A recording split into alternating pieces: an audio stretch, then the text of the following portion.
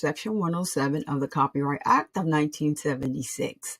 Allowances is made for fair use for purposes such as criticism, comment, news reporting, education, and research. Fair use is permitted by copyright statute that might otherwise be infringing. Smash that like button. Let's go.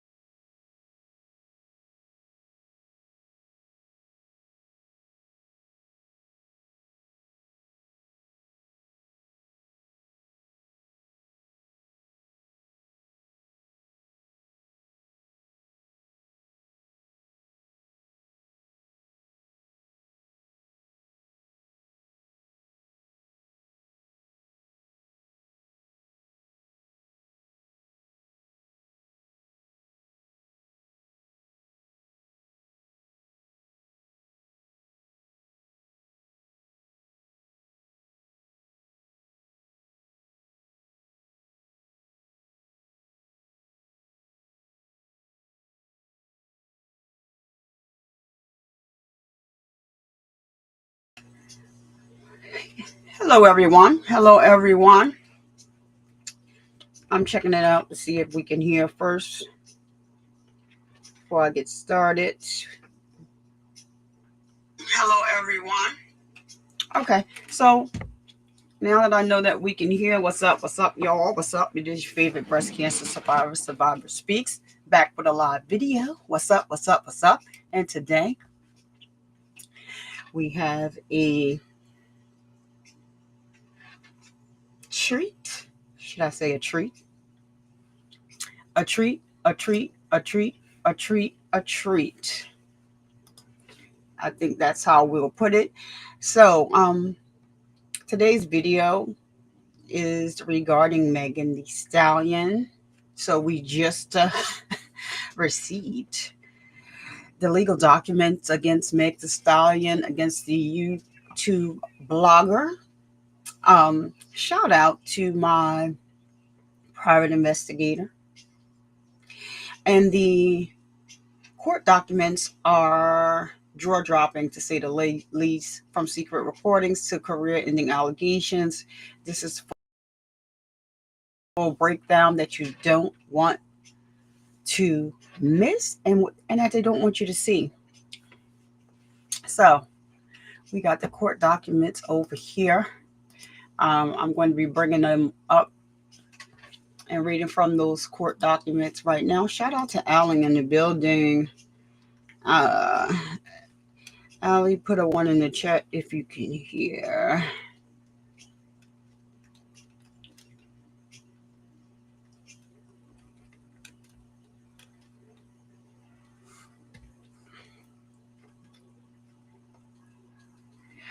What up?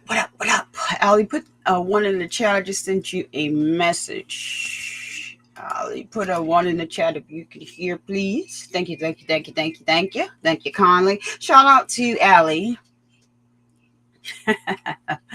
my right hand. Shout out to Allie. And congratulations to Allie for bringing baby Allie home here. I'll call her baby Allie. That's up to Allie if she wants to. We're going to have a show about Allie, bringing Allie on, and Allie's going to be telling you all about her roller coaster of a ride that she's been on, her journey with baby Aaliyah, and the welcoming of baby Aaliyah being home. Baby Allie. Sorry about that. I wanted her to be able to tell you all about that. Allie, we are at 3.96K subscribers. We are well on a road to 4K. And shout out to Allie. She's not just a mod. She's more than a mod to me. She's like my right hand. Shout out to Allie. Shout out to Allie. Shout out to Allie. And the resources that she has access to. And making sure that Survivor Speaks gets access to those resources as well. Shout out to Allie for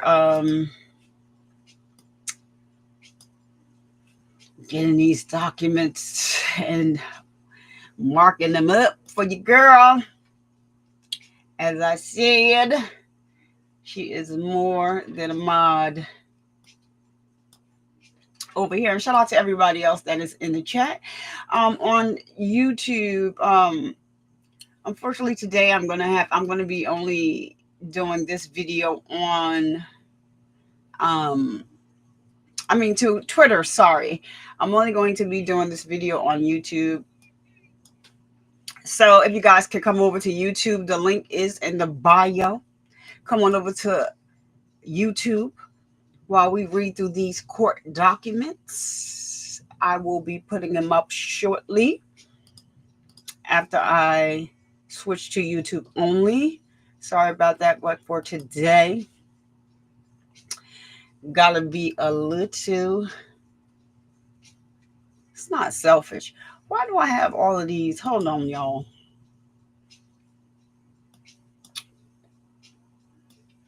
That one's open. That one. Let me close that one. I got 55,000 windows open, and I don't want it to cause any problems to the stream. So let me just make sure that I close up all of these windows and just have the windows open that I need. As to cause no interruptions to the stream. And I did send a message to let me address this right quick. Before I block this person, because I don't need to be here. I sent a message to Kiwi9529. I don't know who that is. She said a whole lot of nothing. I don't know if you're talking about me from my last video. We had issues with the sound. Or you're talking about me or Marquita. I didn't want to just block you. Now give you a chance to let me know whether you were talking about me or Marquita. To let you know, which I don't have to explain to anyone. Yeah, the video has to be edited, but I can't edit the video because I disputed the video. So until they finish with the dispute, because they flag all of my videos for copyright strikes because of my own music. So I have to dispute all of the videos. I should have edited the video before I disputed it. And in the beginning, shout out to Shank over there. He made me aware that he couldn't hear. I didn't do my sound check in the beginning of that video. I wanted to know who you were referring to. Me? Or were you talking about Marquita on that video before I block you? Because if you're talking about me, then you shouldn't want to come back. All right, that's the end of that. I really don't indulge in that, but I'm just referring to a comment that was sent to me, and I'm referring back to that comment. I just wanted to know before I block the person. Yeah, I don't do the back and forth with content creators. That's not a content creator. That's a subscriber. And I just wanted to know before I block the subscriber whether or not I don't even know if it's a subscriber. Anybody can comment on the video, whether you're talking to me or you were talking about the video with Marquita. There was no sound in the beginning because I didn't realize that the sound wasn't on. So I'm just saying that to say that. And then also, Allie is always on top of things, advising you to, I don't know what's going on with this streaming platform now. I decided to choose them because I am a partner. We are a partner, but we have this issue and it's kind of like ongoing. And I'm getting into my stream and don't want to have this type of issue where I have to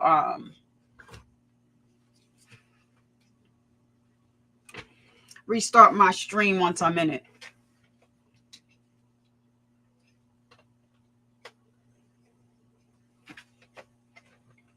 But I'm sharing a comment from Allie, so I'll just read it, and it's not showing on the screen on my end. Allie, if you can see it, tell me if you can see it.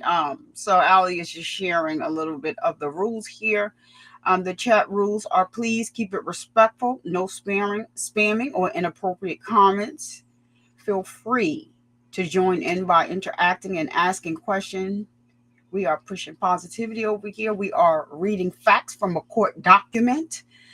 So please refrain from using all caps, and everyone's opinion is respected as is accepted as long as it's a respectful one.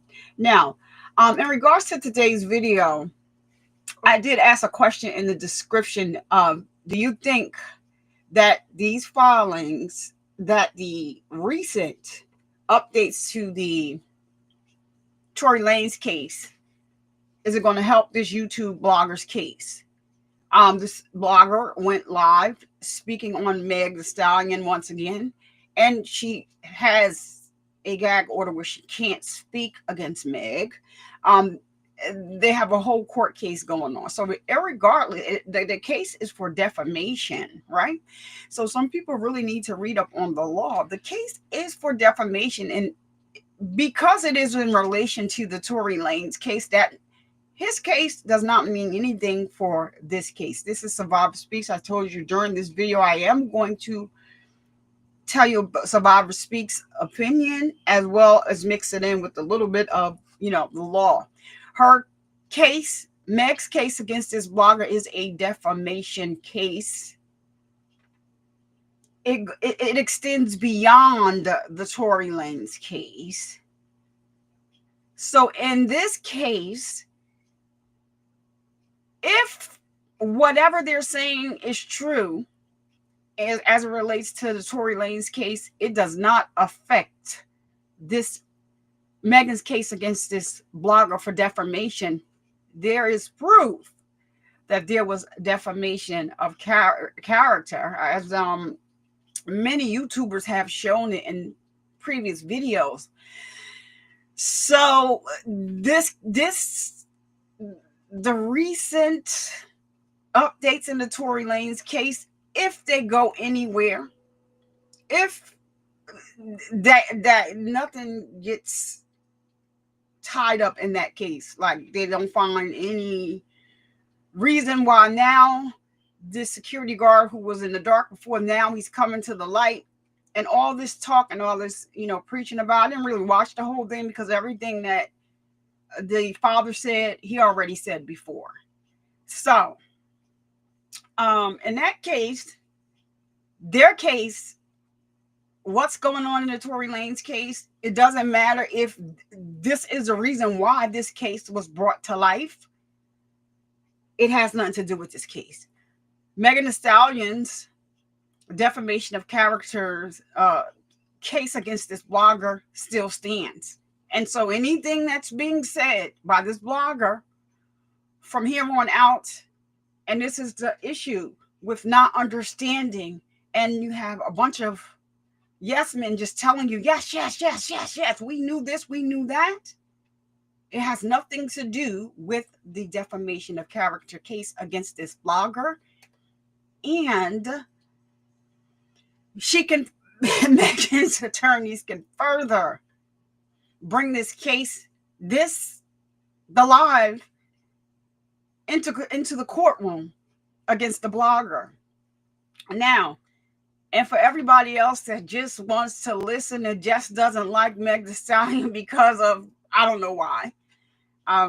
Celebrities are celebrities. We have our opinions. Survivor Speaks likes to look at the law. But if you don't like Megan Thee Stallion for whatever reason that you don't like Megan Thee Stallion, that's one thing. But as the law, as it relates to the law, if y'all remember, Carrie and Megan are no longer friends because Megan thought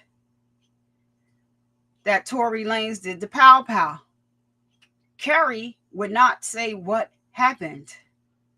Meg did say that her and Carrie got into it, and that's it. I don't know if all the rest in the middle was true or not, debunked about the dance, whatever dance part. I'm not sure. But Carrie did not come forward to say anything. If you remember on the stand, they had to go back to her interrogation video because on the stand, now she was under oath. That's the one thing that I will give her. She really would not answer any questions. So if it is true what the security guard is saying, that is still not against Megan. This is now on Carrie. So y'all not hearing me though, because some people don't like to listen. They don't like the law because they want to continue to hate the person. If what the security guard is saying,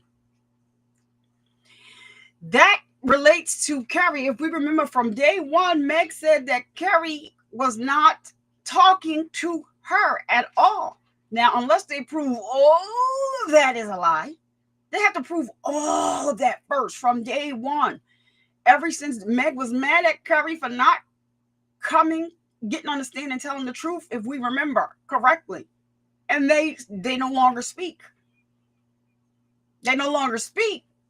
So, if this is true, then Carrie might be joining Tory. He may,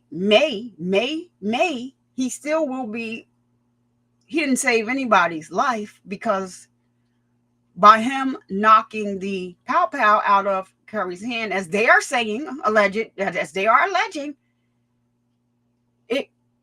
the pow pow fell and went off twice. Now, if anybody doesn't know anything about pow pows, don't look at Survivor, don't look at me with the facade and think that I don't know. You got to pull the trigger on the pow pow. So unless somehow the pow pow, when it fell, it hit the trigger on the ground somehow, and something was forceful enough on the ground to pull it, and it bounced and hit again, and that's how she got struck twice. It's still, even with the story being updated, still doesn't really make sense. I want y'all to think logically. Take yourself off of the, if you are Meg the Stallion fan and you're on Meg's side, which I'm a fan of her music. Not the person has nothing to. I don't know her. I don't know Tory. I probably know some of his music, but I never checked for him like that. Oh, let me go and see what he put out today. I don't know him like that. I don't know Meg Thee Stallion either. I like her, but I don't know her. Those are the only two people that matter. Now, the security guard, if that is the truth, and he is I believe that he is a trained security guard, meaning that he also has training in pow pows. In the middle of all of, like, what did you do? Did you try to stop it? Did you run? What did you do? And it's a lot of questions that still have to be answered. So I just don't think that we should just be, listening to somebody that has no knowledge in law and fact and has a case against them. You have to be careful. Your case is about defamation of character and then extended beyond. I'm just saying, people that are followers or friends, please tell her to please just stay off the net, stay off the social. Don't even talk about this case. Don't talk about this girl. Don't talk about anything as it relates to her, because you are doing further damage. You're doing further damage. This doesn't help. What happened with the security guard does not help your case. Your attorney should have told you that. If you still have those attorneys, they should have told you that. This does not help your case. Your case may have started there, but it ended somewhere else. It went beyond that. You went beyond the Tory Lane scope into something totally different. I'm just telling y'all to tell her so that whoever follows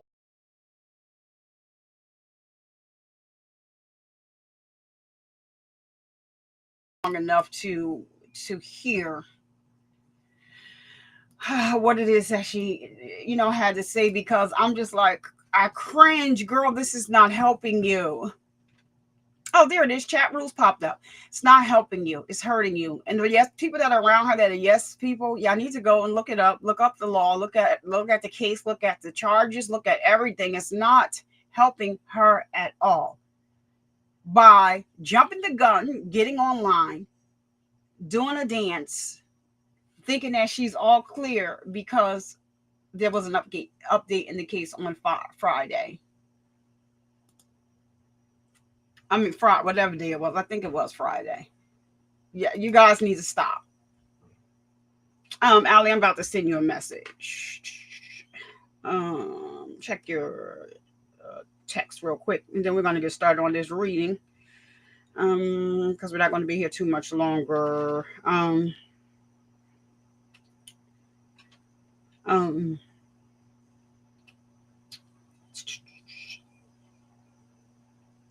Give me 1 minute.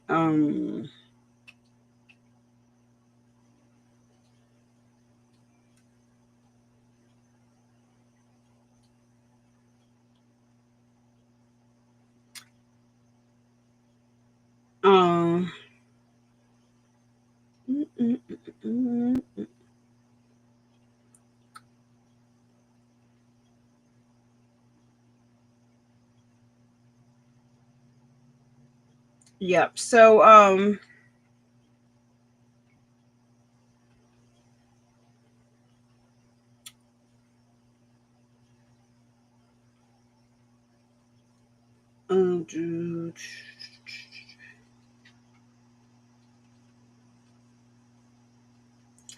as a matter of fact, we're going to hear before we get started, we're going to hear a message from our sponsors, and then we'll come back and get right into this content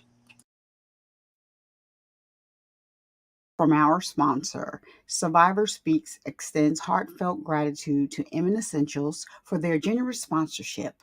From handmade soy wax candles for a cleaner burn to car and pet friendly room freshener sprays, they offer quality products tailored to your needs and do not use any dye in any of their products. Custom packaging is available upon request, along with a limited luxury line while supplies last. Visit www.inmanessentials.com now, and don't forget to subscribe and enter your email address for an exclusive 10% discount on your first order. What are you waiting for? Now back to the show.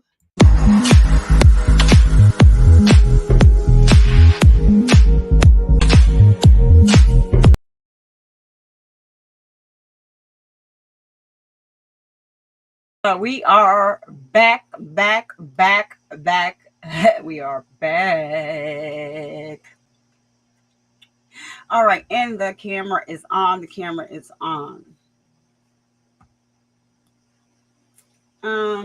So give me 1 second here, and we're gonna get right to the video.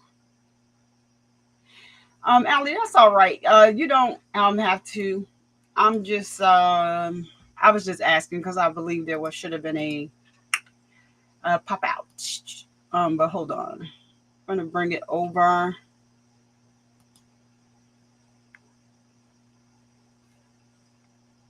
Mm, So there is no audio. It's fine, Allie. I'm gonna leave it like this today. No, I'm gonna do it like this. All right, and let's put it over here. So, we have the court docs here. We're gonna get into it. Megan Pink is the plaintiff versus Milagro Elizabeth Cooper, who is the defendant. All right. It is quiet up in here, so let me just get this out. What I wanted to, we heard a word from our sponsor, and now we are back. As I stated, your all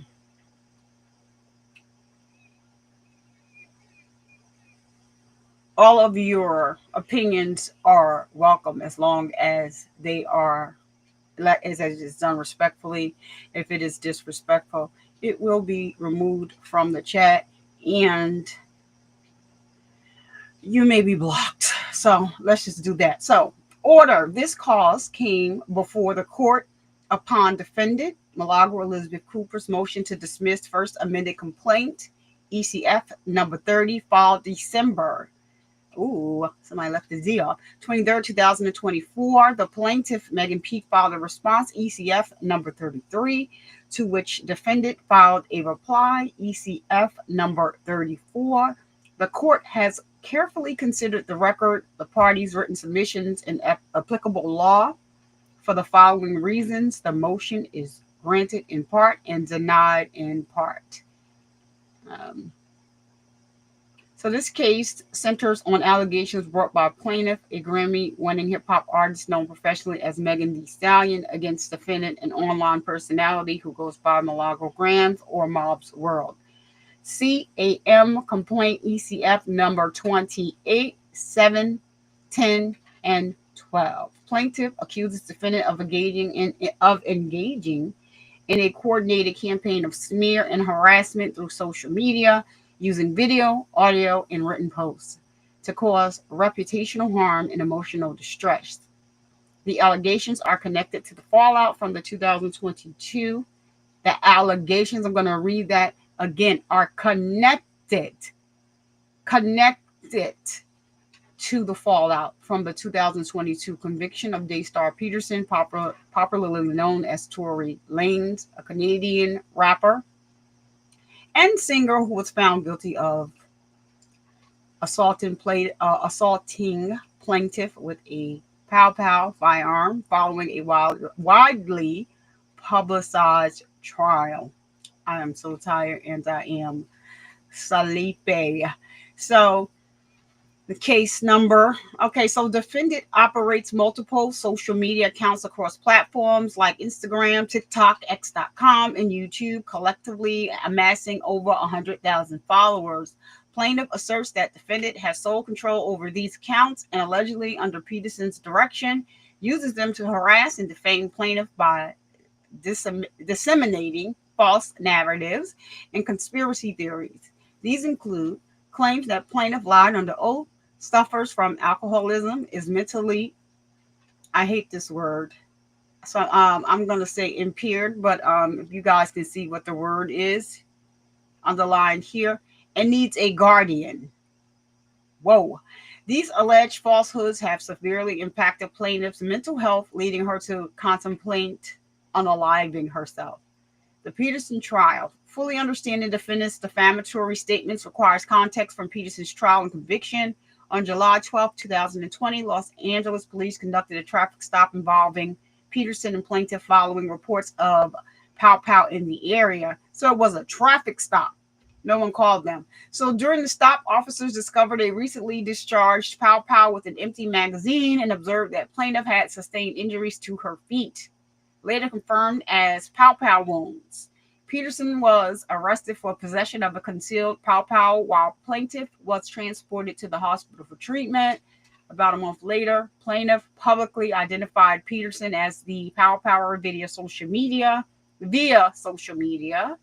leading to his eventual indictment on charges of felony assault with a firearm, illegal possession of a firearm, and negligent discharge of a firearm.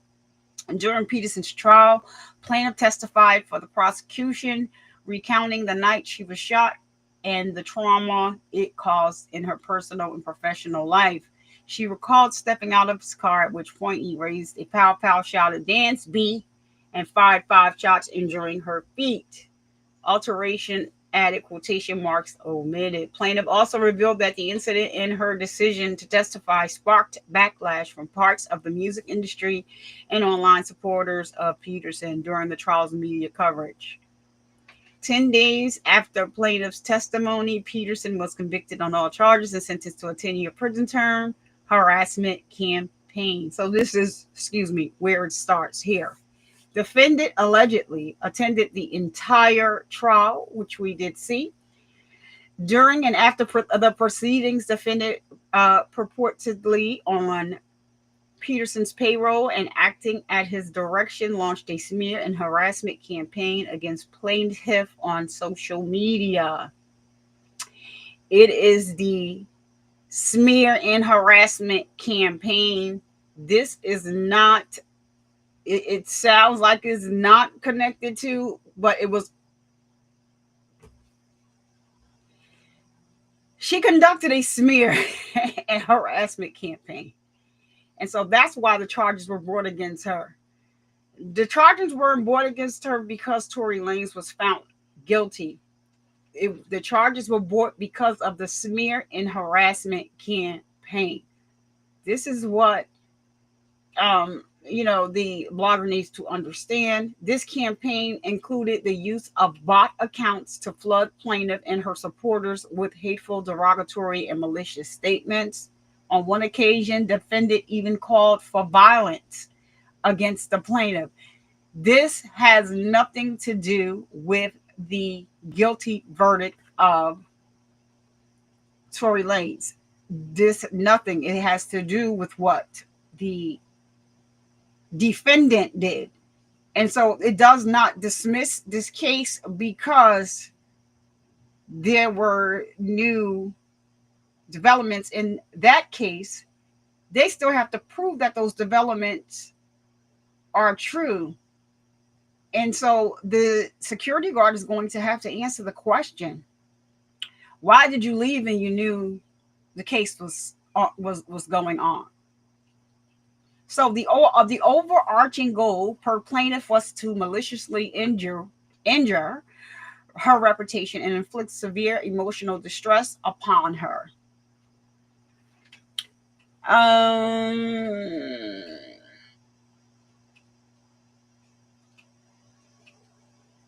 Yes. So Allie, shout out to Allie. Yeah, you can just send them to me. I'll get that. If it's later than this, or before I end this live, if it is, if not, because I already know what's going on in your backdrop, so don't worry about it. We'll get it. We'll do another live for that. Thank you so much. So please smash that like button for engagement, and while you're smashing that like button, smash the subscribe button too. It's right there beside the like. Thank you, Allie. So defendant allegedly made several defamatory statements, which plaintiff categorizes into 3 main accusations. Plaintiff lied under oath during Peterson's trial. She is an alcoholic and she is mentally, this word is not something I'm going to say. Mentally unstable, mentally challenged. That's the word. And in need of a guardian. I think we wrote that. So plaintiff asserts these statements were made with actual malice, as evidence disproving them was widely available at the time that they were published. I'm going to repeat that again. At the time that they were published. Another reason why this will not be completely, it's not going to just be dismissed just like that, because there are some new developments. And the fact that there was a new video made without anything coming out in the court, anybody can make have a press conference. Until it comes out of the courts, it means nothing. So the deep fake video, Defendant allegedly took her harassment a step further by promoting a deep fake corn video depicting plaintiff defendant on her at Mobs World X.com account. Excuse me, y'all. I'm sorry. I was supposed to. Yeah. So let's do that. Okay. On her at mobsworldx.com account, liked a post featuring the video and then directed her followers across social. I'm going to go back to the definitions in a minute as soon as I finish with this paragraph. Media and anyone who saw her post to browse her then public likes page. Plaintiff insists this was done to amplify the video's reach. So here are the definitions for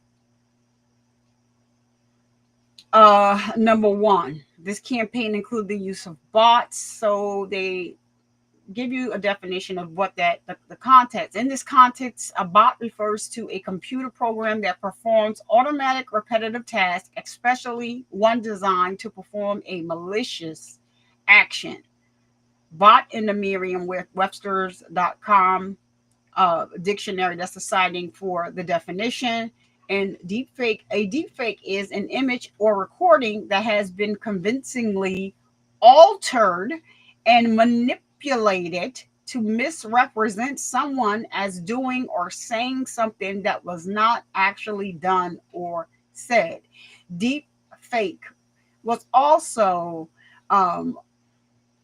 defined by the Merriam-Webster.com dictionary, and that's February 4th. Both are from versions of February 4th of 2025. They cited it as a source here. So plaintiff's claims. On December 10th, 2024, plaintiff filed her amended complaint alleging defamation per se, count one. It means she was per se at the time. She did not have an attorney, or that would be pro se. Defamation per se. I think she files her own paperwork. Promotion of an altered sexual depiction under Section 836.13 for Florida statutes. This is still neg. Count 2, intentional infliction of emotional distress. Count 3, in cyber stalking under Section 784.0485 Florida statutes. Count 4, CIG 89 through 124. In response, the defendant brings the present motion seeking dismissal of the amended complaint in full for failure to state claims for relief. See generally MOT's reply. To survive a motion, so the legal standards, to survive a motion to dismiss under Federal Rule of Civil Procedure 12B-C, a complaint must contain sufficient factual matter accepted as true to state a claim to relief that is plausible on its face. Ashcroft versus Iqbal, 556 U.S. 662, 678, 2009, alteration added, quoting Bell. Atlantic Court versus Twombly. You can read all of the rest of this stuff. Although this pleading standard does not require detailed factual allegations, it demands more than an unadorned, the defendant unlawfully harmed me accusation. Alteration added, quoting Twombly, all of that. Pleadings must contain more than labels and conclusions, and a formulaic recitation, of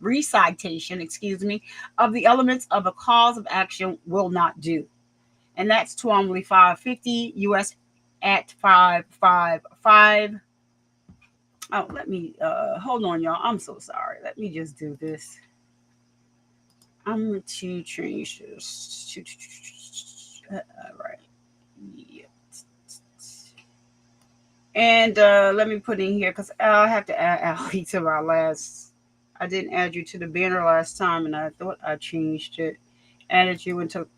All right, so that's what that is.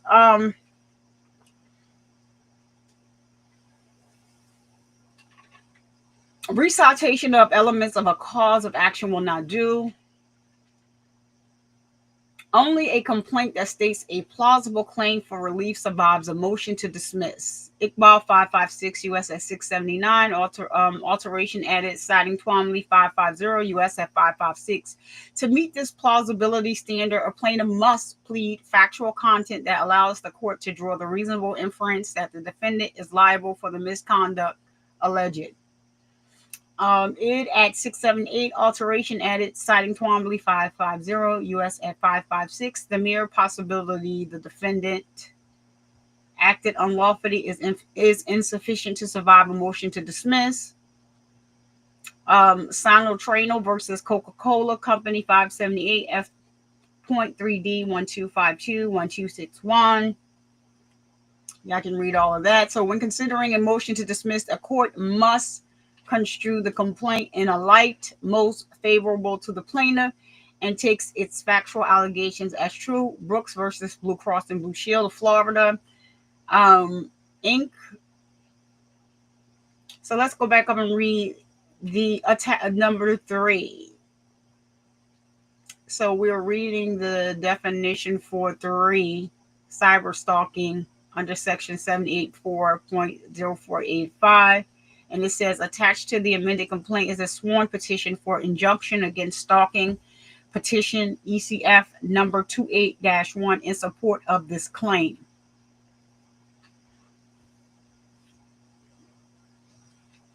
When considering, okay, we read that already, so let me see. When considering a motion to dismiss, a court must construe the complaint in the light most favorable to the plaintiff and take its factual allegations as true. Brooks versus Blue Cross Blue Shield, we read that. So the discussion. Defendant raises 5 grounds for dismissal. First, defendant contends plaintiff failed to provide her required pre-suit notice for her defamation claim. Second, defendant argues her statements are not actionable, and even if they were, plaintiff has not alleged actual malice as required she do for public figures. Third, defendant claims plaintiff has not adequately alleged that defendant promoted the deepfake video. Fourth, defendant asserts that plaintiff's allegations are not sufficiently outrageous to sustain an IIED claim. I think it should just be an IED claim. Maybe I'm wrong. Fifth, defendant insists that plaintiff has not complied with the statutory prerequisites for her cyberstalking claim. Defendant also asked the court to strike some of the plaintiff's requests for attorney's fees. Plaintiff opposes each of the defendant's arguments. The court considers the arguments in turn. Pre-suit notice, count 1. Defendant begins by asserting that plaintiff's defamation claim in count 1 should be dismissed due to noncompliance with Florida's pre-suit notice requirements. So the court uses the pagination generated by the electronic CMECF database, which appears in the headers of all court filings, as you see here on the top of this page. So, as relevant here, section 770.01, Florida statutes is here, the case number, sorry. Relevant here, section 770.01, Florida statute states, before any civil action is brought for publication or broadcast in a newspaper, periodical, or other medium of a libel or slander, the plaintiff shall, at least 5 days before instituting such action, serve notice in writing on the defendant, specifying the article or broadcast and the statements therein which he or she alleges to be false and defamatory. Alteration added. The Florida Supreme Court had explained that one of the objectives of the statute was to afford newspapers and periodicals an opportunity to make a full retraction to correct errors and avoid exposure to punitive damages. Rodriguez, 877F. Supplement 2D at 1327, citing Ross versus Gore, 48, SO 2D 412, Florida in 1950. Unsurprisingly, then, every Florida court that has considered the question has concluded that the pre-suit notice requirement applies only to media defendants, not private individuals.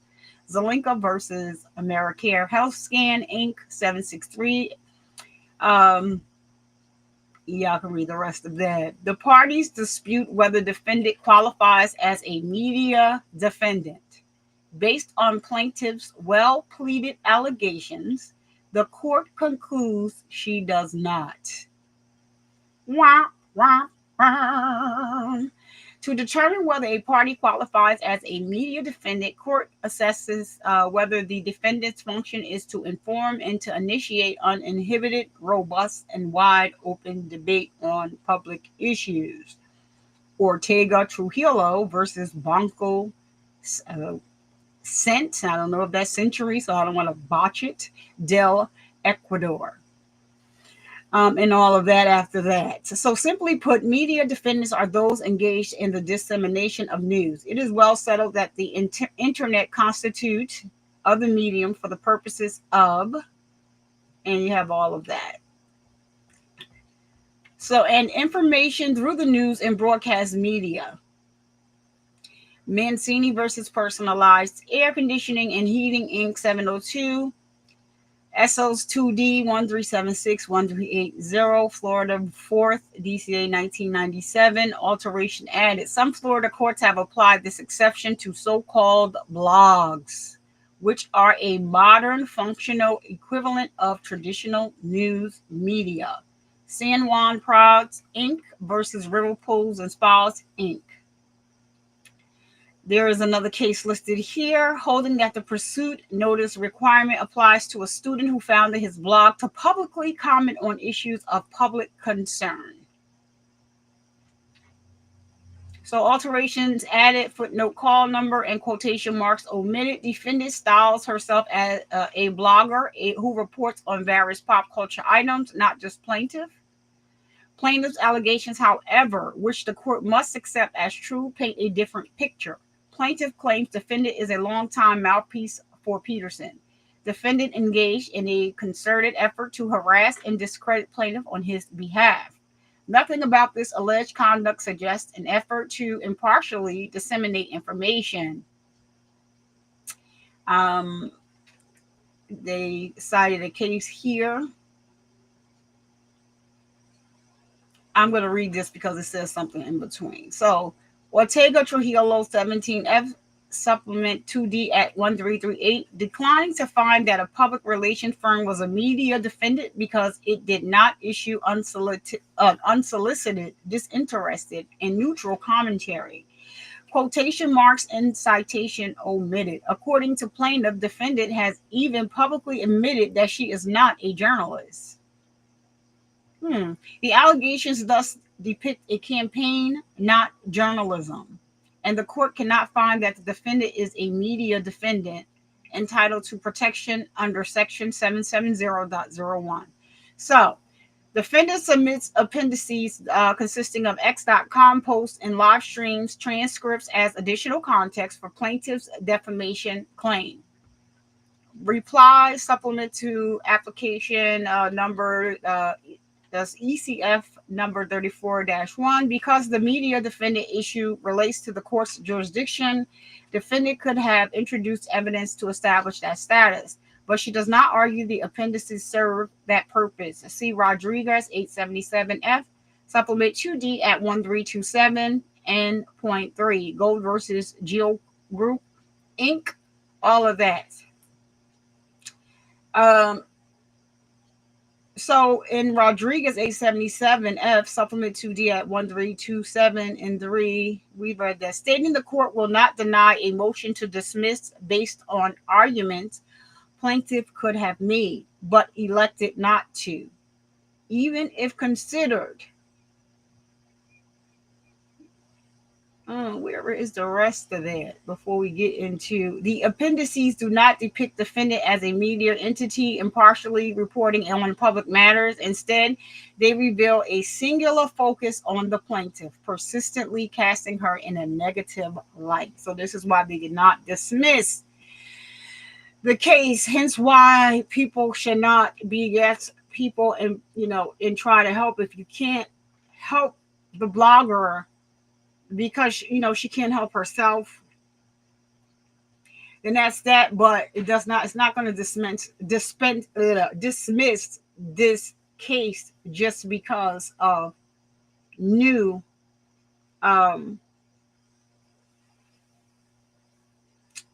because there is some new things that have been brought forth in Tory Lanez's case. So in count one, plaintiff alleges defendant defamed her through three distinct assertions: that she lied under oath during Peterson's trial, that she is mentally incompetent and requires a guardian. So you see, the court changed this to mentally incompetent because that word, the word that was used by the blogger, is no longer used in society. It is it's just not a good word, term to use. As someone who has an aunt that passed away from being mentally challenged, I don't find it funny at all. To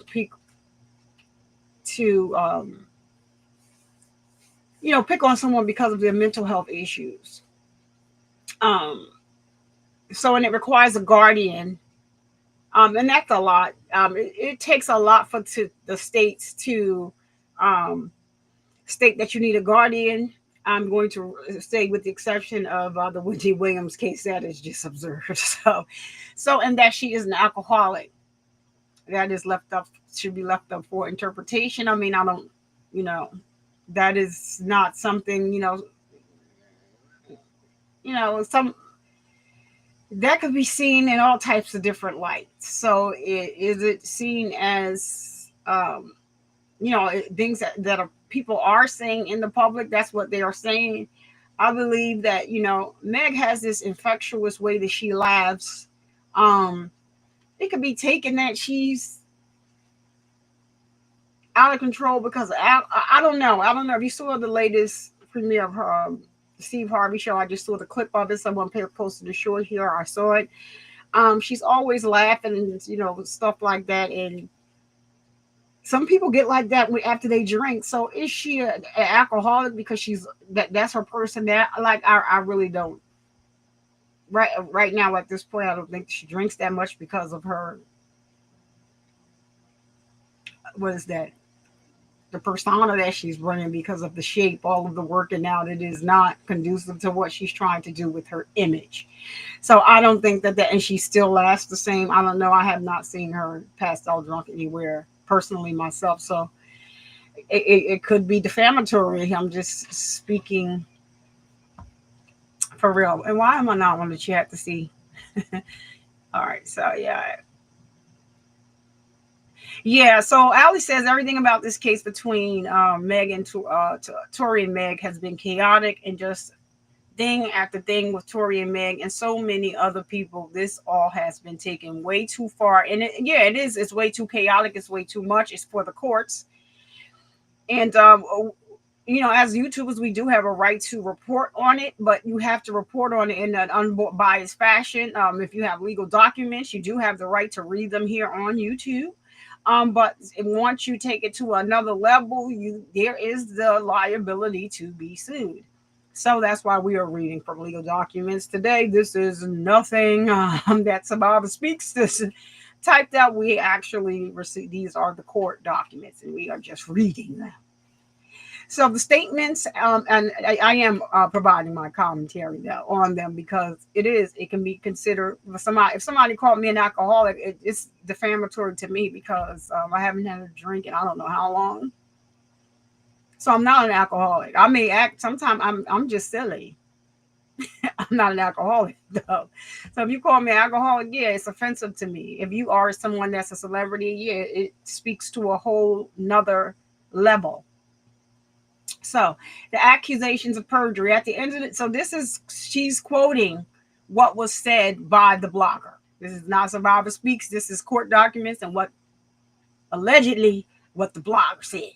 So at the end of the day, a biatch lying on somebody is low down. Yes, she got hurt.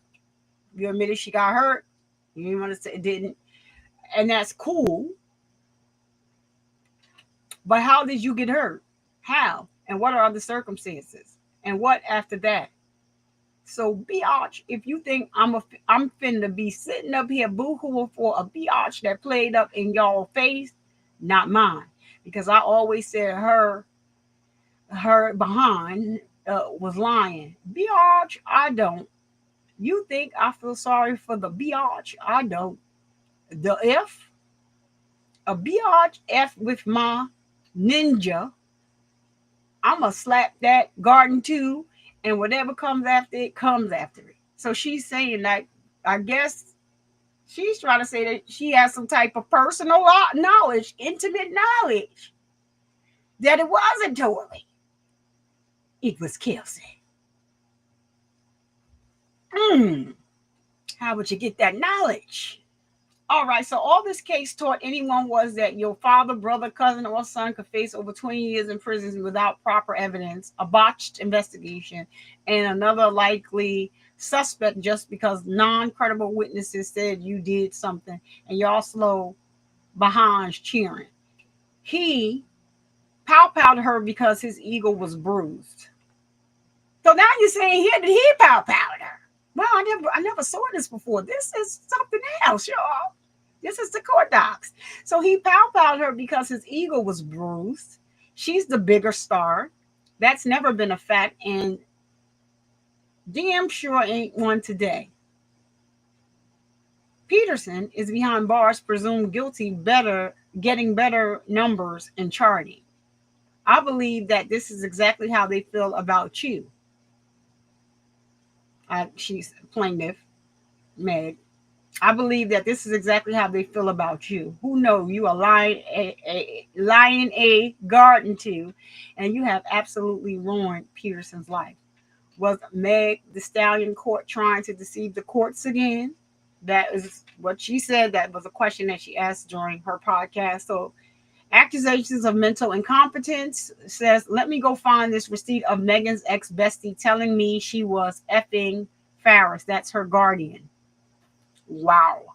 Okay, so back in 2020, I'm doing what I do now, and the rumor was circulating that Meg was FNT Farris. I reported on it, and since old girl and her friends and or family watched my show, one of her besties that I had an internet rapport with hit me.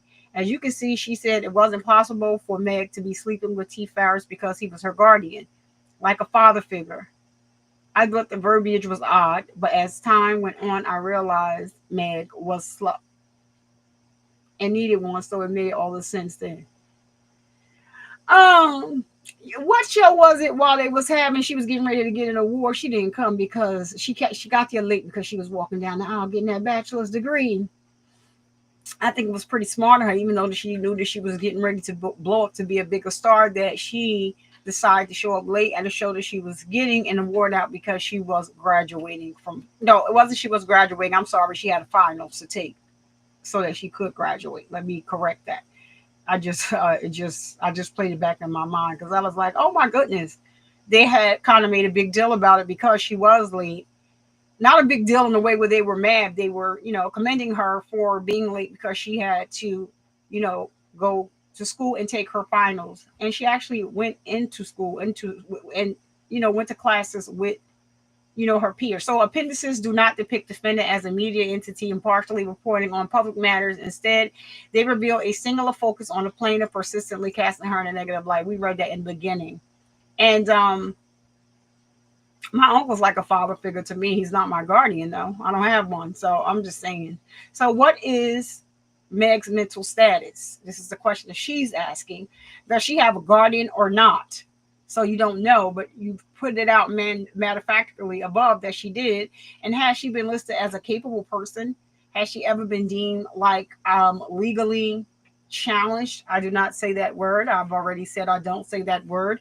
Like anything of the nature, anything of the sort. So you're asking all these questions. So these, for some anybody that just joined, hit the like button. These are questions. This is a court document. I'm reading from a court document. And this is right now, they're showing what Meg is alleging that the blogger,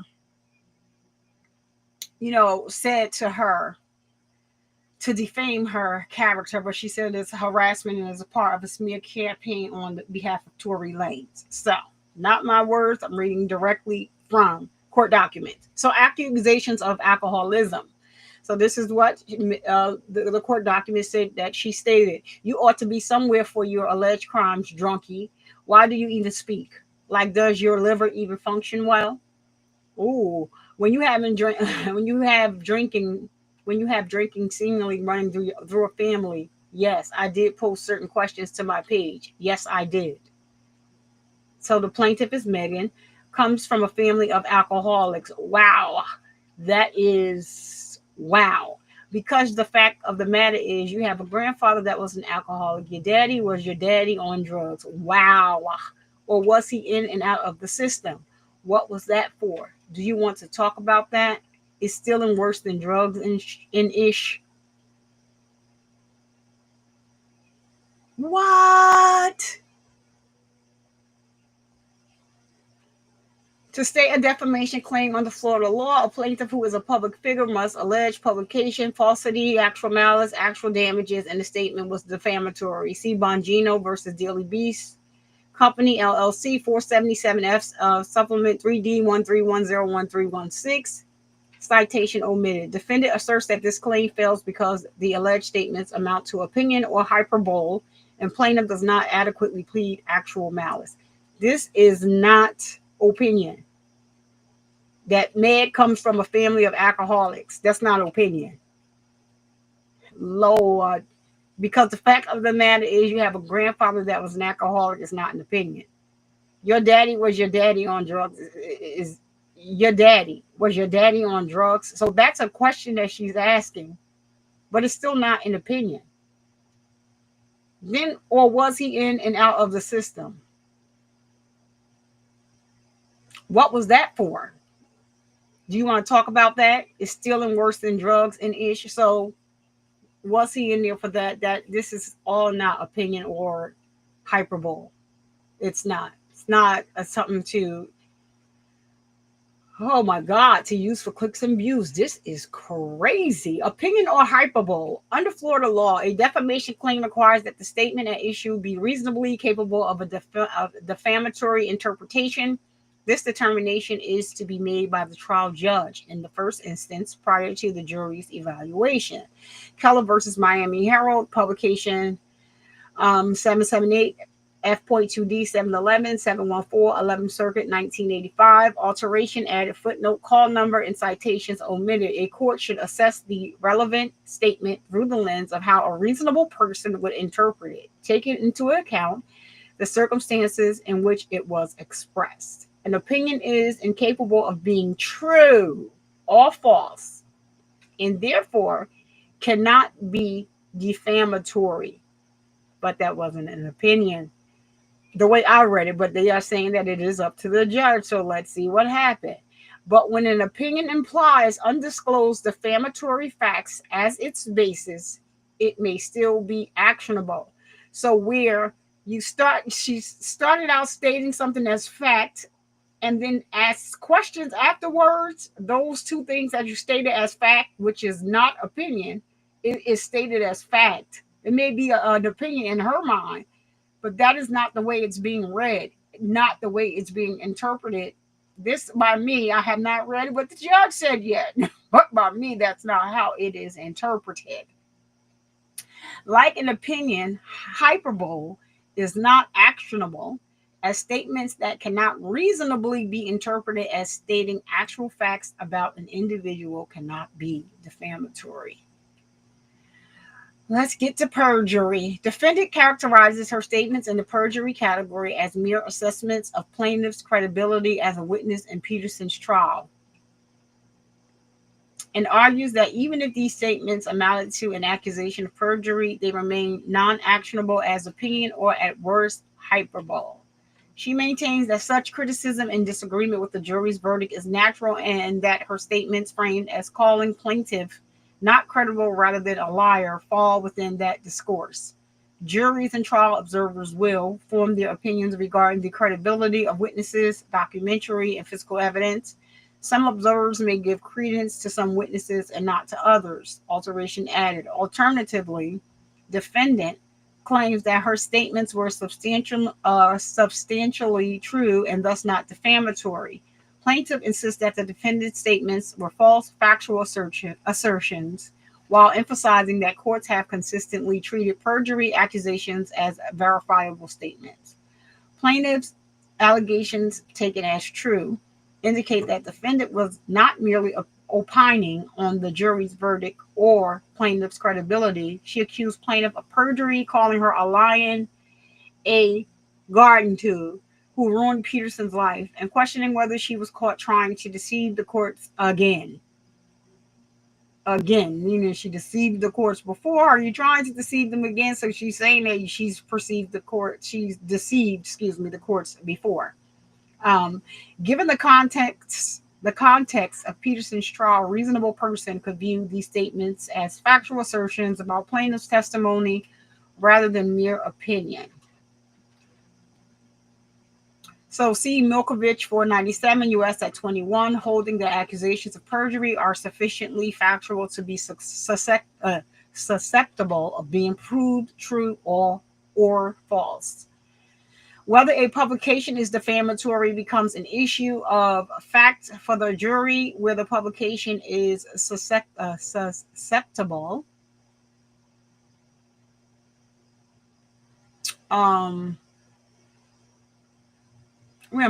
of two reasonable interpretations, one of which is defamatory, alterations, added, citations omitted. This is particularly true here, where defendant made no effort to couch her statements as expressions of opinion, omitted even minimal hedging language like "I think." Jefferson, count number R1V, Moody's Investors Serves Inc., 175F, all of that. And see also the case of Gregory versus Pro NI Therapeutics Inc. I'll just read that far. What's up, Nesta C? Thank you so much for coming. So Ali is saying that like this and be tearing one another down instead of helping one another get that success and you left one another makes my blood pressure rise and frustrates me like one in actual fudge, ladies. Nessa C, what's up? And Ali said, what's up?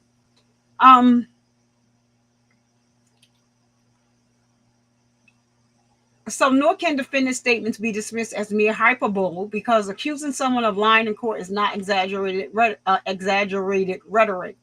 It is an assertion of fact that can be disproven. See Horsley versus Rivera. Noting that true hyperbole cannot reasonably be interpreted as stating actual facts about an individual, quotation marks omitted, quoting Milkovich, the case of Milkovich, 497 U.S. at 20. At a minimum, a reasonable person could interpret defendant's statements as factual claims about plaintiff, and in this context, there is simply nothing hyperbolic about an allegation of perjury. So this writing is not the sort of loose, figurative, or hyperbolic language which would negate the impression that the writer was seriously maintaining that the petitioner committed the crime of perjury. Defendant also attempts to recast her statements as substantially true by attaching live stream transcripts and X.com posts to her motion, offering alternative, potentially non-defamatory interpretations, but these materials are not properly before the court. While the incorporation by reference doctrine allows the court to consider documents attached to a motion to dismiss, that exception applies only if the document is referred to in the complaint, central to the plaintiff's claim and undisputed, meaning its authenticity is not challenged. While the plaintiff mentioned certain X.com posts and live streams in her amended complaint, she does not reference the specific portions defendant now seeks to introduce. Nor does the court find that these materials are central to plaintiff's claims in the way defendant suggests. In any event, plaintiff disputes the authenticity of the transcripts, and understandably so, because they were generated by artificial intelligence and supported by unsworn declarations, which ends the court's inquiry. See Horsley 304 F3D at 1134. As for the X.com post, defendant provides no accompanying records and ultimately offers nothing for the court to verify their content or authenticity. Even if considered, these materials do not establish that defendant's statements were substantially true. Trump versus AM Broad Companies, Inc. The substantial truth doctrine. That's funny. That's crazy how he is even listed in these documents, Trump. Hey, you guys, Allie. I'm listening. We'll be right back. All right, got you. That is crazy how he's listening to these documents. But the substantial truth doctrine does not demand perfect accuracy, only that the gist or sting of a statement be true. Before reaching that analysis, however, the threshold question is whether the statements are capable of a defamatory meaning, an issue of law for the courts to decide. See, id citation omitted. At most, defendants' explanations introduce ambiguity. Oh gosh, I hate that word. Precisely what precludes dismissal. If a statement is revealed to be confusing or ambiguous, raising the question of whether listeners might have heard it in a defamatory way, a jury question is presented. Alterations adopted and added, quotation marks and citation omitted. Asserting defendant's statement that plaintiff just does not tell the truth stemmed from a past relationship between Peterson and the plaintiff. Alteration added, quotation marks omitted. For example, defendant contends that the question was Meg Court trying to deceive the courts again is not defamatory when viewed in full context. The full statement reads, was Meg Court trying to deceive the courts again? The answer is yes if you ask her former cameraman, Emilio Garcia. After Garcia filed a lawsuit alleging an unstable work environment, MTS filed to dismiss the lawsuit brought against her with the potential, let's make this out in, filed to dismiss the lawsuit brought against her with the potential to have the case refiled in New York. The thing is, Garcia is calling BS and says that Meg is lying and lives in California. He has hotel receipts, tests, and emails. But context does not eliminate the ambiguity inherent to the initial question. Is yes affirming that Garcia believes plaintiff was trying to deceive the courts for a second time? If so, defendant's question could imply that plaintiff previously deceived the courts when she testified at Peterson's trial, or is yes merely a statement of Garcia's opinion, which defendant is relaying? The ambiguity matters. If a statement is susceptible to both defamatory and non-defamatory interpretations, the court cannot resolve the issue as a matter of law. See Turner 879 F3D at 1269. Defendant's explanations do not erase the potential defamatory meaning of her words, and thus the court cannot deem them non-actionable. Mental incapacity and alcoholism. Defendant also claims that her statements calling plaintiff legally, every time I say this word, I get so pissed off. Legally challenged is, or what the word I'm using. I'm using the word challenged, not the derogatory word that is used here. I'm going to say it again. Society does not recognize this word anymore and does not like for this word to be. It just doesn't like it. It has so many negative connotations connected to it that it is frowned upon. And so, and in need of a guardian, are opinion or hyperbole and thus not defamatory. She makes the same argument for her statements that plaintiff is a drunkie or from a family of alcoholics, claiming they too are exaggerations. True vague epithets, like calling someone a maniac or an idiot, have been deemed non-defamatory. Demoya versus Walsh, 441. But defendant's statements go beyond casual name calling. She allegedly asserted or implied that plaintiff is legally incapacitated, requires a guardian, and suffers from alcoholism. As plaintiff notes, legal incapacity is a verifiable fact. Likewise, Florida courts have long recognized that falsely labeling someone an alcoholic can sustain a claim for defamation per se. See the case of Lemoyne versus Spicer. To falsely and maliciously charge one with being oftentimes drunk or with being an habitual drunkard is actionable per se in this jurisdiction. Glenn versus City of Kissimmee, stating that accusations of being drunk on the job were clearly defamatory in nature. Citation omitted. To be sure, the nature of online discourse can encourage an outspewing of thoughtless rhetoric, but the court cannot conclude, as a matter of law, that defendants' insults amount to nothing more than crude hyperbole. Dibble versus Average, declining to find that a statement, even one laced with insults, was incapable of defamatory meaning. Alteration added. Given that a reasonable person could interpret defendant's statements as accusations of perjury, mental incapacity, and alcoholism, the court finds they are actionable as defamation per se. And so, as I stated, that this defamation and what is said in this court document is independent of the Tory Lanez case, because this, even though she's stating that he paid her to be, to head this smear campaign, he didn't tell you how to do it.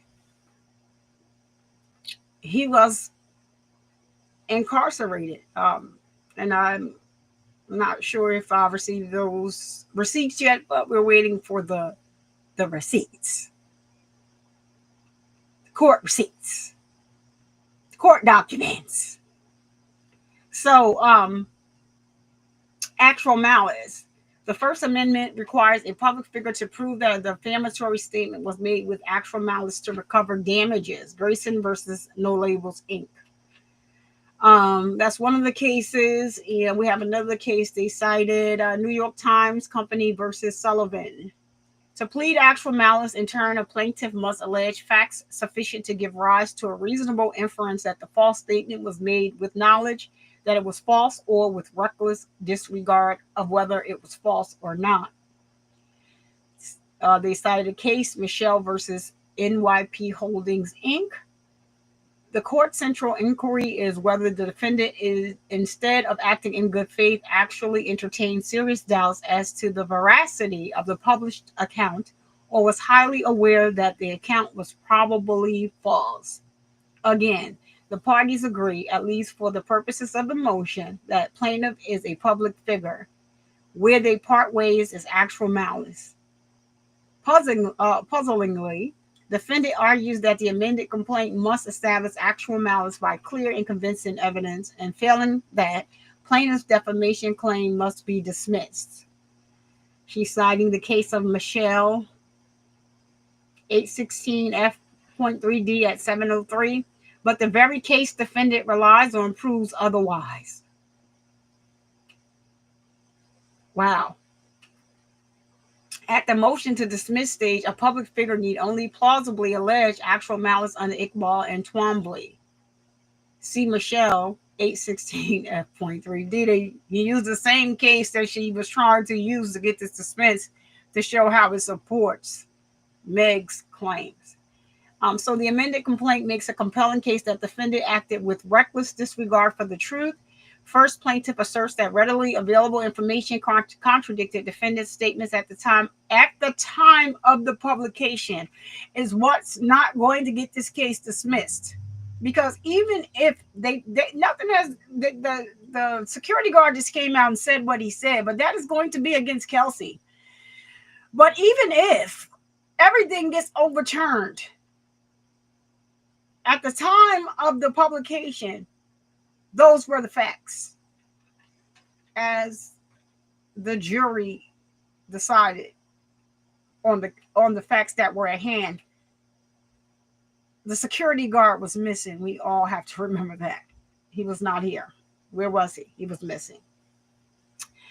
And unless they prove he was missing because of Meg and Kelsey are two different people. Remember, they stopped speaking immediately after this incident because Meg felt like Kelsey didn't come to bat for her and explain the truth about what happened. And who's to say where her mind was at when, I don't know, when she was pow, like All you have to take all that into account. That is why you have to be careful about what you say, especially when, and you can't tell people how to fight back, regardless as to how much money they make. You can't tell them how to fight back when you're stating like opinions are not fact. Like people that are speaking about the Diddy case right now, they're reporting on the ongoing trial, the ongoing statements being made in court. What is being said in court? What is being said on the stand? What questions are being asked by his legal team? What questions are being asked by the prosecution? People are reporting on that. And people have a right to say, well, whether we think he's guilty or not, based on what is being stated in court. These are out of court statements, which they already said. I'm saying it now, but it was already said in this document. These are out of court statements made with no facts behind them, even after the court case went in front of the judge. At the time of the publication, this is what was said. So this is not going to get this dismissed. So, somebody has to know her and say, listen, I don't think that you should do that. You should wait until this all plays out. So now you have like subscribers being open to like, I knew they were going to, I knew, like, yeah, you got to be careful. Y'all got to be careful. Got to be careful with that one. You got to be careful with what you're allowing them to say in your chats. I knew you were going to be, what? She's not anything yet. They still have to go to court. So anywho,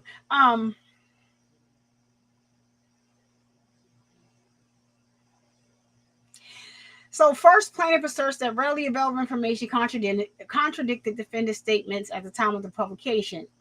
So it's noting defendant is insisted plaintiff had never been pow pow, despite medical evidence of bullet fragments showing otherwise. We talked about something else where another case where we talked about how when a bullet is discharged from a pow pow, it opens up and that's how the bullet fragments are dispersed.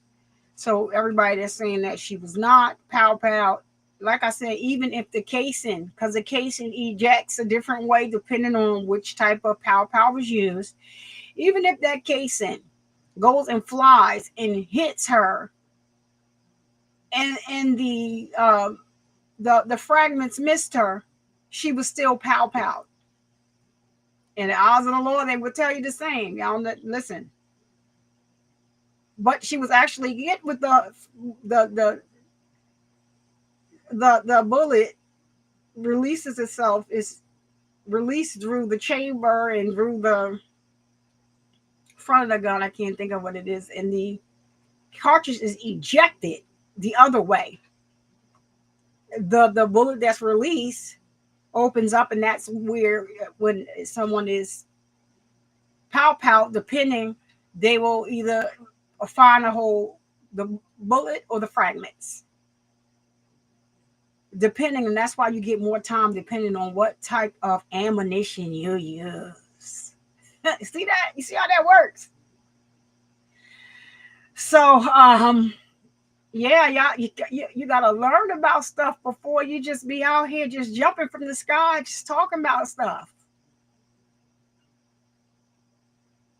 Child.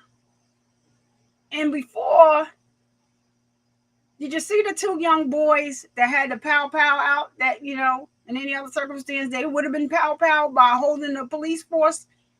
You see, they had the pow pow. They had their finger on the outside. They never touched that trigger. If that little boy would have pulled that trigger, it would have fired. That's why the police officer was saying, I don't want to. He didn't want to pow pow this little boy. In order for a pow pow to fire, the trigger has to be pulled. Period, point blank, end of story. If you're a law enforcement officer, they teach you all of that. That's why a lot of people, when they go to court and try to use the excuse, The gun went off by itself. The pow pow went off by itself. In a lot of cases they lose because they teach you that. They teach you how to take a pow pow apart, put it back together, how to clean it, all that when you're going through the academy. When you're learning, when you're spending hours on the range, shooting, have target practice, knowing how to properly handle a gun, knowing how to properly store a gun. My mother was telling somebody the other day, I didn't know that she had one until she decided to sell hers. But me and Smith and Wesson's cousins again. But yeah, you're not supposed to know. I'm not supposed to just have it layered around. My son was very young and impressionable. It's a way that they even teach you, even as a citizen, how it's supposed to be stored. So you can't even say, because especially if you go to the pow pow range, if you purchase a pow pow legally, they teach you all of that. Because they're going to try to sell you the trigger lock. There's a lock, like a lock that you put in the trigger so that a child wouldn't be able to pull it if they got it, because you need a key to remove it. They're going to try to sell you all that. They're going to try to sell you a lock box, a gun lock box, all that. They're going to try to get that wholesale. Let me see what Allie's saying over here. And to think about all of this, and I mean every last minute of all of this, is because two adults were into the adult-only juice and got into an argument, and now look at all this mess. To a poor young son. Exactly. It is crazy. And this person had nothing to do with it. You are a YouTuber, content creator, blogger, whatever you're calling yourself. I guess she called herself a blogger, so this is how they have it in the case. She's a blogger. And so that's what I use. She's a blogger, YouTuber, because she doesn't just do YouTube. And you have to realize that there's people sitting right in your audience that are claiming that they are close to you, they respect you, they are actually reporting this information back. Like I said, I don't watch her. I don't subscribe. I never was interested. I've always been interested in true crime, really. I do watch some mess, but I have specific channels that I watch. This is not one of them. So some of them I watch a couple of them. Some of them I bounce around from time to time. Sometimes I don't watch it all because I'm watching true crime so much. Or now that I'm, doing content on true crime, true celebrity cases. In this case, Meg Thee Stallion is a celebrity. So that's why it's a celebrity case. So never get too big for yourself. Regardless, as to we all aiming to have a certain amount of followers for a reason. For support, for all of that. But you have to be careful what you do with those subscribers and what you do with your platform and how you use your platform. And to continue to use your platform for stuff where you cannot be, you are demonetized. It's crazy when you have so many followers, but you're demonetized for foolishness, for somebody that would not even look. Well, maybe it was all part of the plan. This guy wouldn't even look at you and pay you nothing. It is, he's seen walking into the court, walking outside the court, talking. You are there in the background.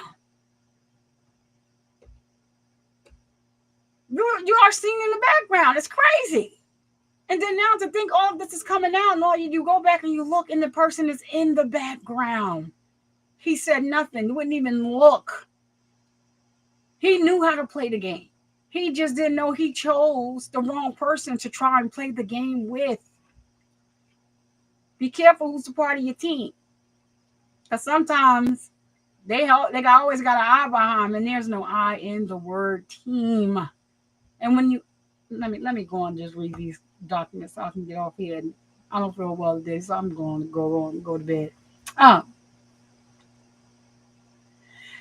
Second, plaintiff alleges defendant knowingly spread these falsehoods at Peterson's directions, fully aware they were fabricated to harm plaintiff. I did another video where I did show the receipts that the Meg's attorneys filed, where they found that this YouTuber was paid an amount of $3,000. So that's in the court that's from court documents. Third, plaintiff contends defendant's actions were driven by pure hatred. Alteration added. Footnote call number omitted. Finally, defendant seemingly profited from defamation, gaining the largest social media following, online notoriety, and lucrative sponsorship. Now, and I guess, they filed, so there has to be additional paperwork out there, or maybe they just filed like some amendments because there is some receipts that Meg's attorneys allegedly found, and they were paid by the father. So defendant downplays these allegations, arguing that spite and a failure to investigate do not establish actual malice, but plaintiff's claims extend far beyond mere negligence. They paint a picture of an intentional campaign to destroy her reputation. That is more than enough to satisfy the pleading standard. And you have to see the case Cooper versus Florida Department of Corrections. As articulated by the Supreme Court in Iqbal and Twombly, a notice pleading is the standard. Citations omitted. If you notice, if I tell a story from when I worked in the Department of Corrections, I never say a name. And it's not that I don't know a name, but I never say a name. It's not that I don't know who the players were, even though it was, the first career that I had. I never say a name. Unless there's something that is public knowledge. And the things that I know from working there and knowing the people involved are not something that is public. It's publicly known. Well, within the jail, it's known. So if somebody else in the jail said, but me at the time being a correctional officer in the jail, I wouldn't come out here and say, oh, we caught inmate and say his whole name, taking it in the backside for some Jolly Ranchers. No, I wouldn't. That would be cause for this inmate. She was working there. Why is she telling the people? I don't want nobody out here to know that I was taking on the backside for some Jolly Ranchers. See how that works? I would never say a name. Under Section 836.13, Florida statutes, a plaintiff may bring a civil action against anyone who willfully and maliciously promotes an altered actual depiction of her without her consent. And also the porn, what is it called now? Forgot the corn, the charge now. Revenge porn. Yes, it's a charge. A serious one. An altered actual depiction of her without her consent. The statute defines promote broadly, covering actions like publishing, distributing, exhibiting, or presenting the altered content. And then the content was altered and to make it look like it was her, and it wasn't. Count 2 of the amended complaint alleges defendant did just that. First, by liking a post on X.com containing a deepfake pornographic video of plaintiff, then by directing her followers to her likes page where the video remained accessible. The parties do not dispute that the video meets the statute's definition of an altered actual depiction. They only disagree on whether defendant's conduct amounts to promotion. The court finds, little precedent directly interpreting sections 836.13. Thus, it looks to dictionary definitions for guidance. In Walter Energy Incorporation, 911 F.3D, 1121, 1143, 11th Circuit, 2018, alterations added, citation omitted. Here, the statute itself provides directions as it defines promote broadly to include actions such as exhibit and present. Florida Statute 836.13D. Exhibit means to present to view. Exhibit is defined by the Merriam-Webster.com dictionary. Last visited on February 4th, 2020. That's when somebody last visited, February 4th of 2025. Alteration added. Defendant. Present means to bring before the public or to one's attention. Present also defined by the Merriam-Webster.com dictionary. Defendant allegedly did both by liking an X.com post that featured the deepfake video. The video was exhibited on defendant's X.com account's likes page. So just because she liked it doesn't mean anything, but the fact that she posted it to her page for others to like,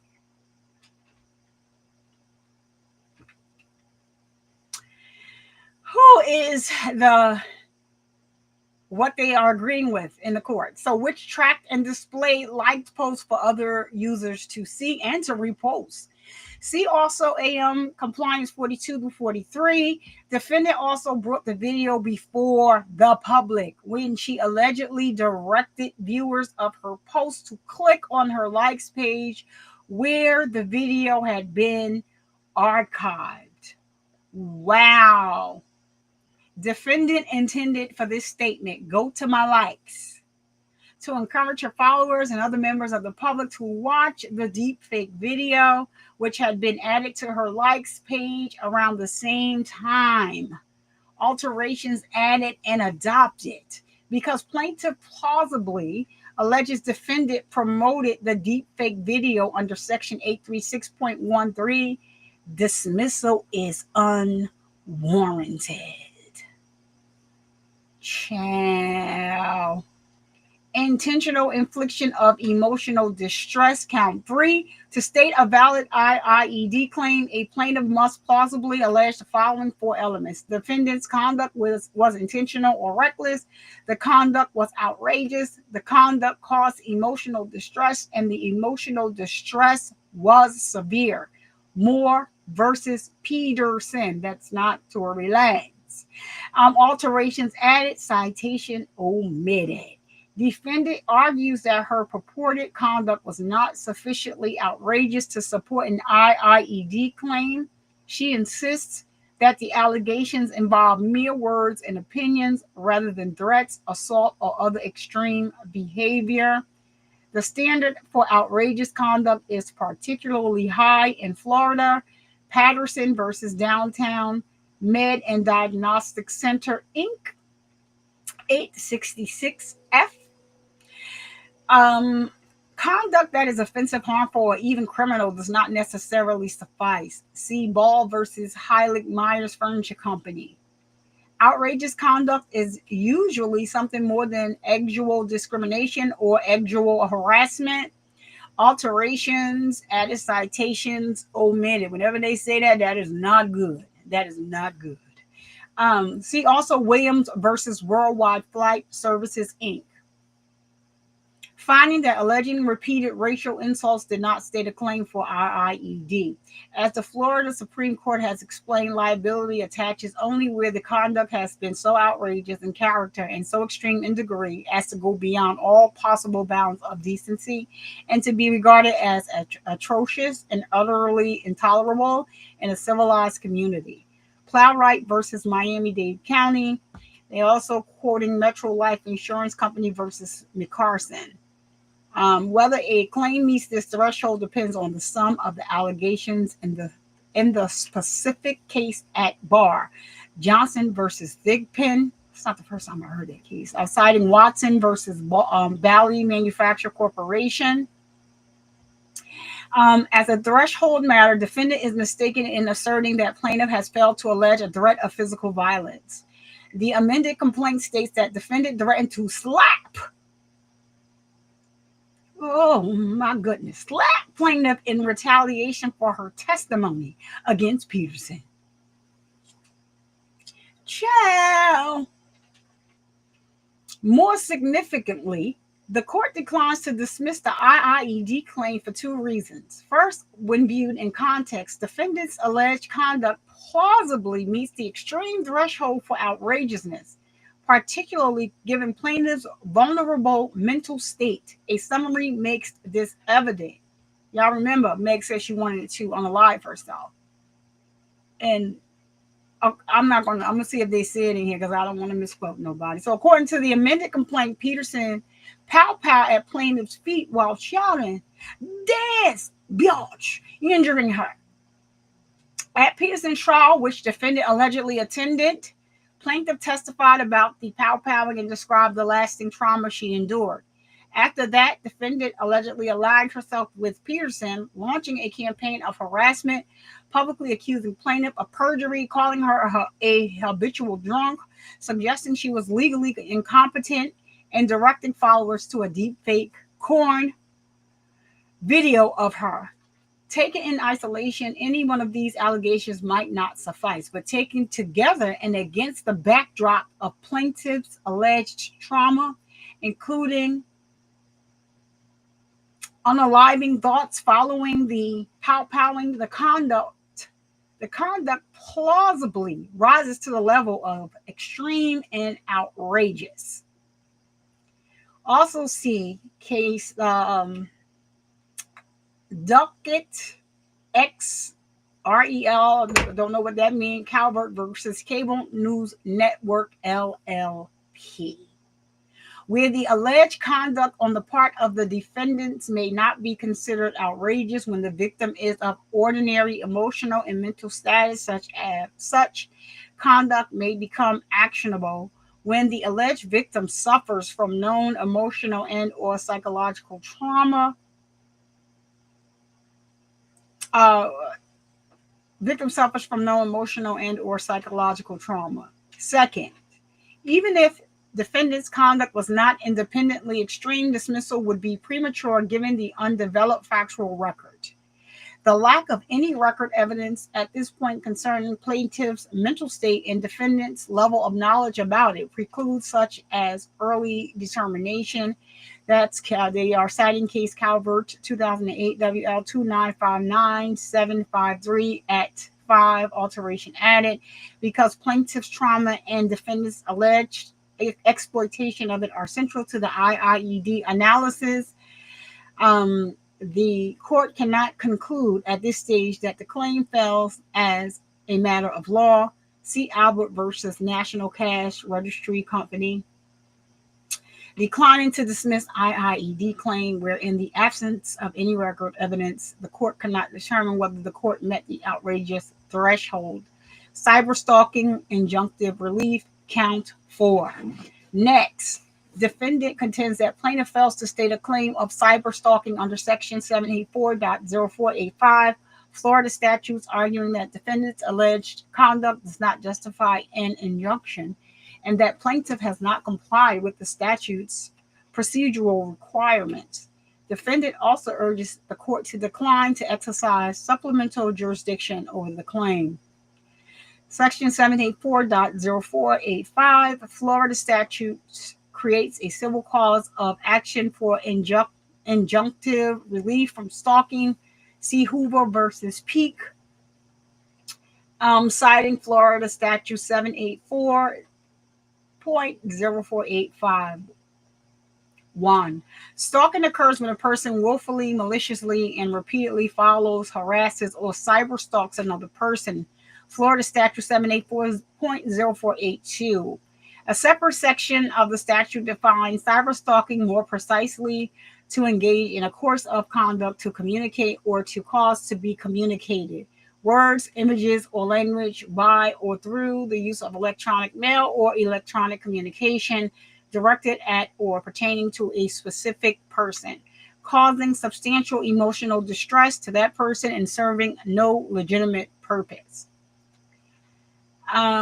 So applying the definition of cyberstalk in section 784.048 to claims brought under section 784.0485 to state a claim under section 784.0485 based on cyberstalking, the plaintiff must allege that the defendant willfully, maliciously, and repeatedly engaged in a course of conduct that involved directly or indirectly communicating or causing to be communicated words or images using electronic communications directed at or pertaining to a specific person that caused substantial emotional distress to that person and served no legitimate purpose. They are citing the case of Kasanoff versus Harvey. Florida Statute 784.04853B. Further, to obtain relief, a plaintiff must file a verified petition alleging the existence of such cyberstalking and setting forth the specific facts and circumstances for which relief is sought. Plaintiff argues she satisfies the standard for cyberstalking because she alleges that defendant willfully and maliciously engaged in a sustained course of online harassment, repeatedly spreading defamatory statements using bot accounts to attack her credibility and directing followers to a deepfake porn video.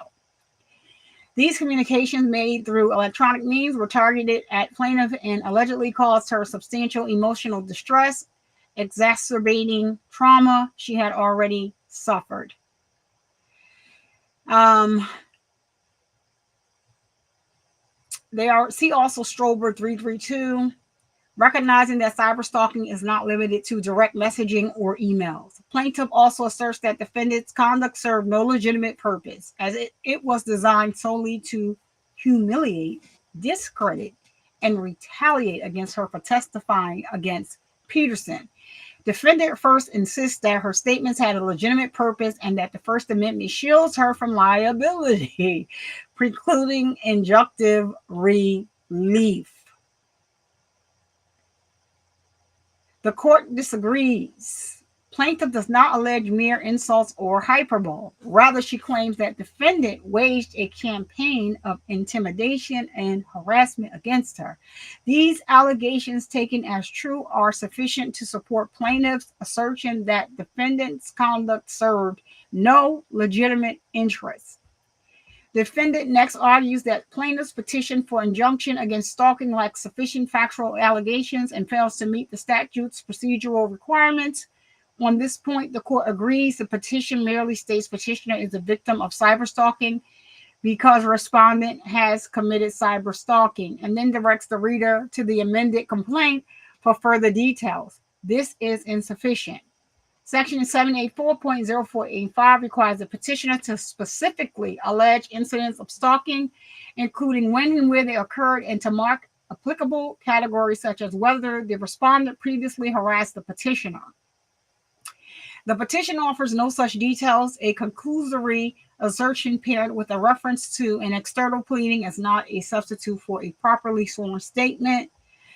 CKCF Britt versus United States 985, F Supplement 1463, 1465. The mere fact that an exhibit is attached to a verified complaint does not mean that the person verifying the pleading adopts under oath all statements contained in the exhibit. The petition falls short, lacking the necessary detail and failing to provide a sworn account of defendant's alleged cyberstalking as required by statute. Plaintiff all but concedes the point and indicates she would be willing to swear to the allegation she relied on to cure this defect, stating plaintiff will swear to the amended complaint if the court deems that necessary. The court will permit plaintiff to cure this defect. Lastly, the court declines to relinquish jurisdiction over this claim because it has no discretion to do so. Plaintiff correctly asserts that diversity jurisdiction applies as the parties are completely diverse and the amount in controversy exceeds $75,000. Whoa. So, case cited was Doan versus Telecirc Network Corp. I don't know if that's circuit or what that CIR stands for. I think it's circuit. So it's Telecircuit Network Corp. Stating exercising jurisdiction under the diversity jurisdiction statute is not discretionary. Citations and quotation marks omitted. Defendant's argument that plaintiff's cyberstalking claim alone does not satisfy the amount in controversy requirement misses the mark. The diversity statute governs entire civil actions, not individual claims. They're citing case Barber versus Fireman's Funds Insurance Company. The diversity statute provides for jurisdiction over civil actions between diverse parties in which the amount in controversy exceeds $75,000. The statute does not confer jurisdiction only over individual claims exceeding that amount. Other than plaintiff's deficient petition, which she will have a chance to cure, She has adequately pleaded a claim for cyberstalking under Florida statute section 784.0485. F. Attorney's fees. Finally, defendant moves to strike plaintiff's request for attorney's fees asserted in counts 1, 3, and 4, arguing that no contractual or statutory basis supports such an award. Even if defendant is correct in federal court, there is no special pleading requirement for attorney's fees. They're citing case Caulfield and Wheeler Inc. versus Marsh and McLennan Agency LLC. Report and recommendation adopted. A request for fees is just that, a request. Striking it now serves a little purpose. Federal courts generally refrain from pruning pleadings based on speculative entitlement to fees, preferring to address the issue if and when the prevailing party actually moves for them.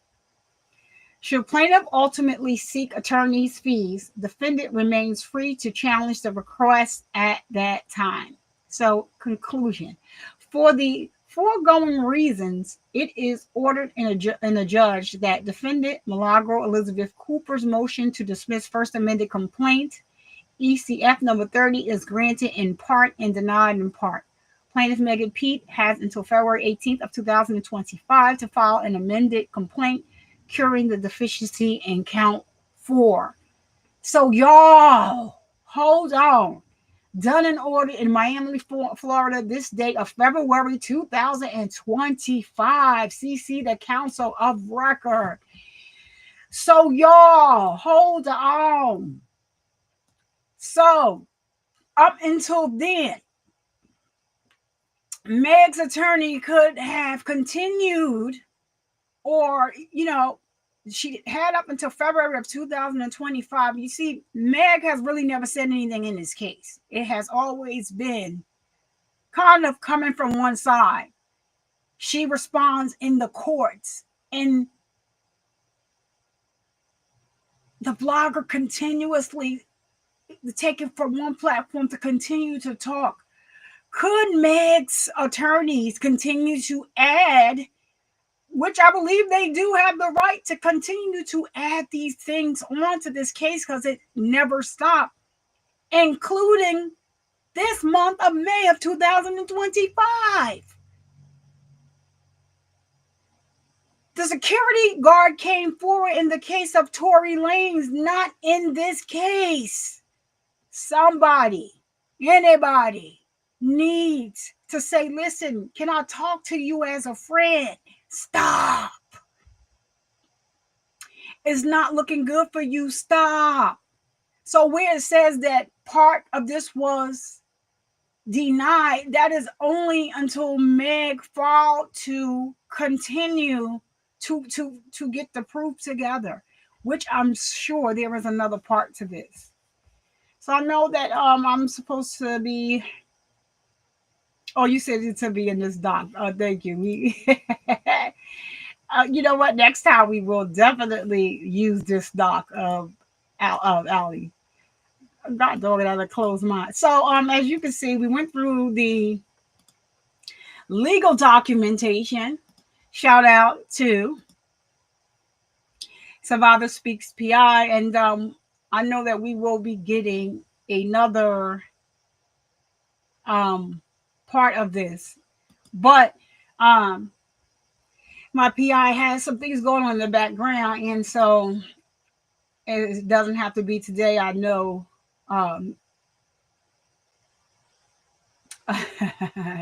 he is so crazy. I'm sorry, I was looking at something. Shout out to the happily angry. Oh Lord, I was looking at something that was said to me, but shout out to the wonderful job. Shout out to my mods. We have Ali and Nessa in the building. If you watch the video, please like the video. Share the video so that people can watch. I'm not telling you to share the content because of the music playing in the background and the music playing in the end. It is copyrighted and my distributor will strike the video. I just wanted you to know in advance. But you could definitely share the link for the people to come here and watch the video. And if I give you, permission to use the video, I will add your video link to a list where YouTube will strike it at first, but then you can dispute it, and then once they do the review and they see that, I've added the link to the video where I have to add my own links because they strike my own stuff for my own music, then you'll be okay. But only nobody has to use my videos. So anywho, that is the end. Please, thank you, Allie, so much for all you do, and prayers up to Allie. We're gonna continue prayer for Allie and baby Allie, and we're probably on next week, depending on how things go with Allie, depending how things go, with what I have going on with, my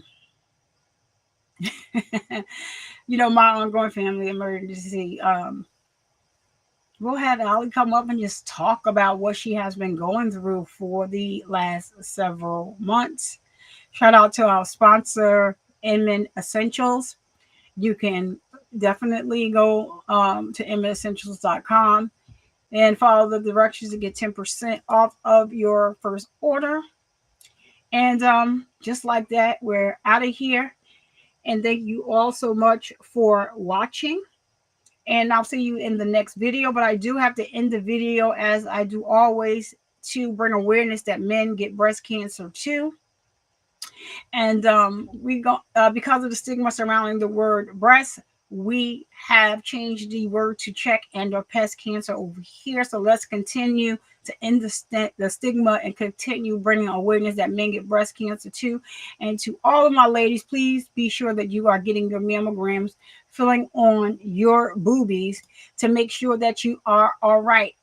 All right. What up? Watch the rise. We just heading out of this thing. But go ahead and like the video while you're here. I'm so excited for that. And so we're gonna get up out of here. And I end the video as always, bringing awareness that men get breast cancer too. And to all my ladies, make sure you get those mammograms, fill on your boobies, and make sure that you are all right. All right. And don't you dare let anybody, I'm going to say it again, don't you dare let anybody come into your house and disturb the peace that passes all understanding. I am Survivor Speaks, and I'll see you guys in the next video, upload or live stream. Thank you so much for watching. Peace out, girl. And Survivor Speaks is the name at the end of the day. I don't care either way. Breast cancer busted through like a thief in the night. The cancer's ass is knocked out before the end of the fight. I check it out. I'm knocking everything out. You just call if you see. I can leave the cloud. Hey, no, I'm getting out of here. Y'all know. So when you step foot inside of my house, I would take me out. Escorted on out. Talk about bullshit. Wipe your feet to have your ass. And get comfortable and chill. Bye. Survivor Speaks. Chill, yeah. Girl. Hey, Survivor. Hey. Who? What? I'm Survivor. Speaks. Survivor. What time is it? My video. They gonna fish back all my videos from my own music. And turn on that notification. When they release it, so you get a notification each and every time that I go live. Yeah, it's Survivor Speaks, and it's showtime. Ladies and gentlemen, thank you for being here. Peace.